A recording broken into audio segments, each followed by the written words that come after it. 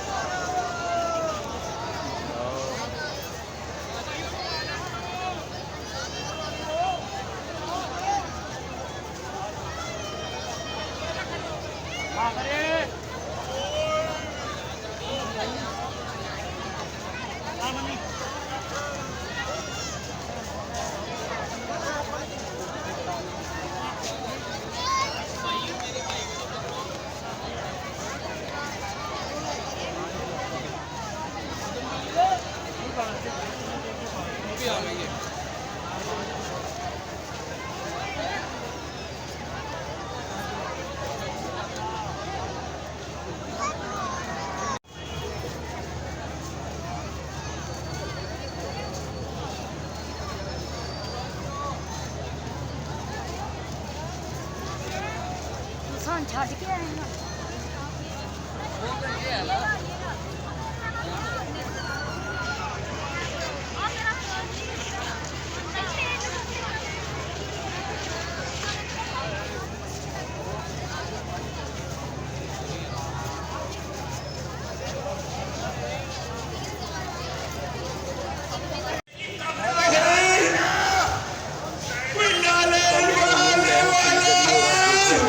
Channel Husaini कारवां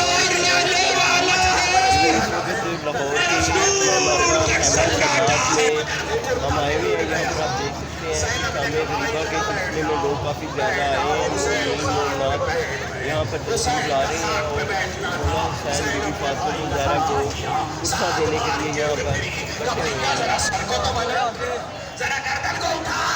हुसैन ने sir को बदल किया, ज़ैनब ने झुक के गले का बोसा लिया, कहिए क्या अब्बा कहती थी इस गले में खंजर चलेगा। हुसैन खड़े हो गए, ज़ैनब जरा बाजू से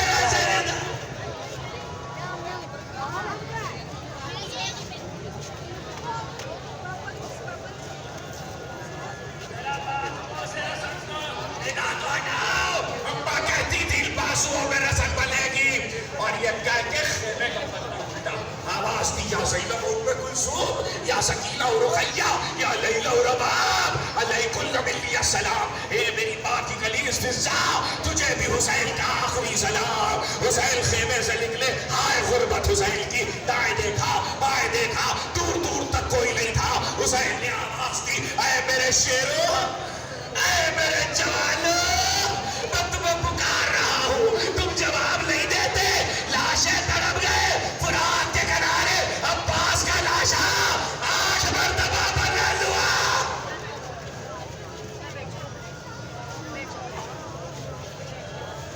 8 मरतबा बदल हुआ। हुसैन ने आवाज दी, हल बैयते बैलैया जवानी, है कोई मेरे घोड़े को लाने वाला।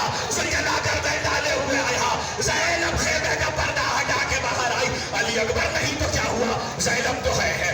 अब्बास नहीं तो क्या हुआ, ज़ैनब तो है। रिकाबों को थामा, खुदा किसी पे गुर्बत का ये वक्त न लाए। बहन ने भाई को सवार किया, हुसैन ने सुलझना की लजाब खींची, सुलझना आगे नहीं बढ़ता। हुसैन ने गले में बाहें डाली, आखिरी सवारी है। किसी बच्ची की सिसकी होगी आवाज हुसैन के कानों में आई, टापों से लिपटी हुई सकीना